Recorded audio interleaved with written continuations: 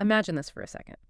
A sport you probably think of as belonging to places like India, or maybe the West Indies, England, Australia. Hmm. What if I told you that sport, cricket, actually has these incredibly deep, kind of forgotten roots right here in America? It's a bit startling when you first hear it, isn't it? It really is. So today, we're going on a bit of a journey. We'll go back in time, way back, then shoot forward to right now to uncover this, well, pretty incredible story. Yeah. Our mission for this deep dive: we want to explore the amazing odyssey of cricket in the U.S., its unexpected beginnings, why it sort of vanished from the mainstream. That mysterious disappearance. Exactly. And then look at its really vibrant resurgence today.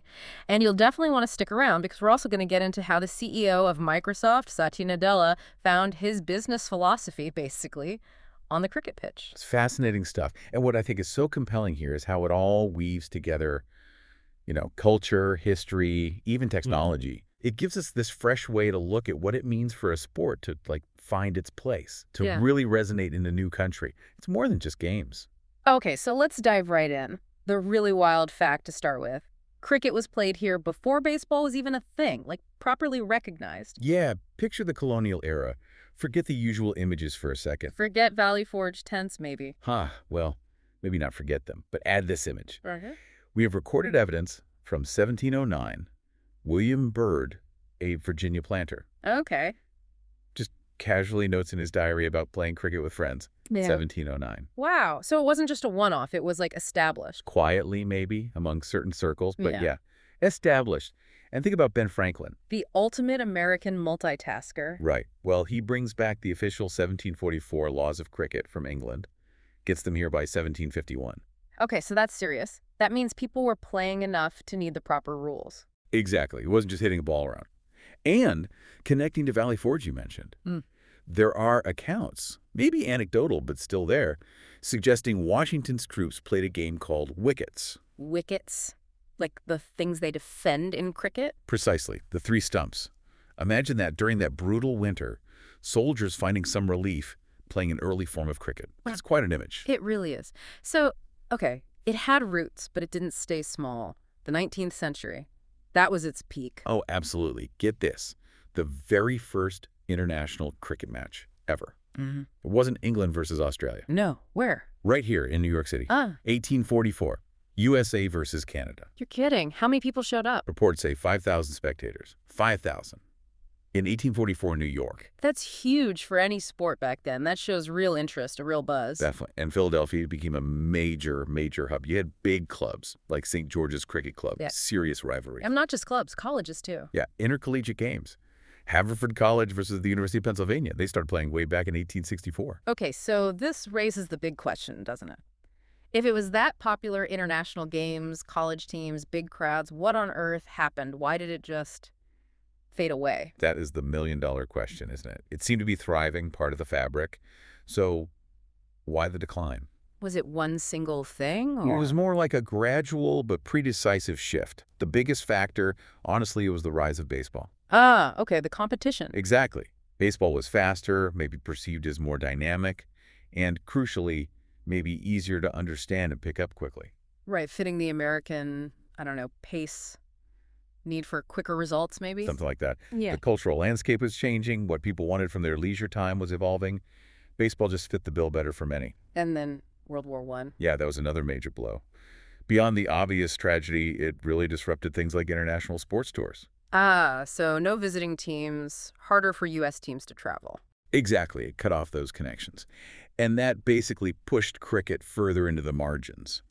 By the early 20th century, it really wasn't mainstream anymore. It just sort of receded into the background. Wow. So it almost became like a historical curiosity for a while. Pretty much. But, and this is where the story gets really good, it didn't actually disappear, did it? No, absolutely not. That's the resilience part. It was kept alive, almost like embers glowing, within specific communities, just waiting. Waiting for its moment. And who kept it going? Primarily immigrant communities, especially people coming from South Asia, India, Pakistan, Sri Lanka, and the West Indies. Right, places where cricket is almost a religion. Exactly. Think about it. There are over 4 million people of Indian origin alone in the U.S. today. Those communities, for decades, kept the spirit burning. They set up local leagues, played in parks, on any open ground they could find. Just passion, keeping it alive, passing it down. Pure passion. It was a connection to home, a cultural touchstone. And all that dedication. It eventually paid off, didn't it? Fast forward to, what, 2023? Yes. 2023 sees the launch of Major League Cricket, MLC. MLC. Okay, so professional cricket is back. Teams like the Seattle Orcas. Seattle Orcas, San Francisco Unicorns, Los Angeles Knight Riders. Real professional teams playing high-level cricket here. And it's catching on. It seems to be. MLC is now in its third season. This is July 2025 we're talking. And they've managed to attract some really big international stars. So top global talent is coming to play in the U.S. They are, which brings investment, raises the profile, improves the quality. It's a huge step in professionalizing the game here. It signals real belief in its future. And then there was a World Cup, right? The T20 World Cup. Monumental. Absolutely monumental. The 2024 T20 World Cup, co-hosted by the U.S. and the West Indies. T20, that's the shorter, faster version, more action-packed. Exactly. Designed for excitement, quicker games, lots of boundaries, perfect for maybe attracting new fans. And we had matches played right here in Florida, Texas, New York. So Americans who'd maybe never seen cricket before got to experience this massive global event on home soil. Precisely. It was huge exposure. A chance to show a broad audience what modern cricket is all about. And it's not just the pro league, is it? There's stuff happening underneath. Oh, yeah. Critically, women's cricket is growing, dedicated leagues are forming, and you see youth academies popping up all over. Nurturing the next generation. Which is absolutely vital. You need that grassroots foundation for any sport to have a truly sustainable future here. Okay, let's shift gears a bit to this tech connection. Because it's not just a sport, is it? For some, like Satya Nadella, it's almost a leadership manual. It really is. Nadella's story is fascinating. He grew up in Hyderabad, India, played cricket constantly, apparently dreamt of going pro. So he was serious about it. Very. And even though he ended up leading Microsoft, he says that passion, those lessons from cricket, never left him. And what kind of lessons? How does cricket translate to running a tech giant? He talks a lot about things like patience, strategy, the idea of playing a long innings. You know, in cricket, a batsman might have to defend carefully for a while, build partnerships, weather tough spells, and then accelerate when the time's right. He sees direct parallels to long-term product strategy at Microsoft. It's about persistence, teamwork over individual ego, adapting to change, like a tricky bowler changing tactics. So it's about strategy, resilience, teamwork, things you definitely need in business. Absolutely. And he says he applies these principles directly.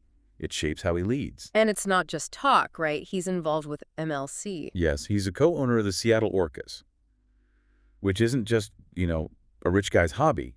It shows a real belief in the sport's potential here and maybe in those lessons it teaches. He's putting his money where his mouth is. And Microsoft itself, the company, is getting involved too, not just Nadella personally. Right. They're bringing their tech expertise to the game, which is really interesting. Oh, what are they doing? Well, leveraging things like AI and data analytics. They've worked with groups like Spectacom. Spectacom? Yeah, founded by a former Indian cricket legend, Anil Kumble. They put tiny sensors in the bat handle and use cameras. Whoa, okay. All connected to the cloud, using AI to give instant feedback, bat speed, impact point, power, real-time analysis for the batter. That's amazing. So you get immediate data on your performance. Exactly. It makes training smarter, could help players improve faster, but also think about it for fans, especially maybe American fans new to the game. Yeah. Data and analytics. That resonates here, right? It makes the nuances maybe a bit more understandable, more engaging, using technology to kind of bridge that cultural gap. Making a complex game maybe a little more digestible through tech. That's clever. It really is. Okay, so we've seen this incredible journey.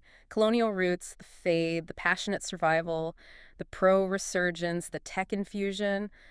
Where does this leave cricket now in America? It sounds promising, but there must still be challenges. Oh, absolutely. Let's be real. The biggest challenge is still competition. You're up against giants, baseball, football, basketball. They dominate the sports landscape, the media attention, the sponsorship dollars. Right, fighting for oxygen. Pretty much. And infrastructure is still a big need. You need proper cricket grounds, dedicated facilities, not just multi-use fields, and getting it integrated into schools, colleges.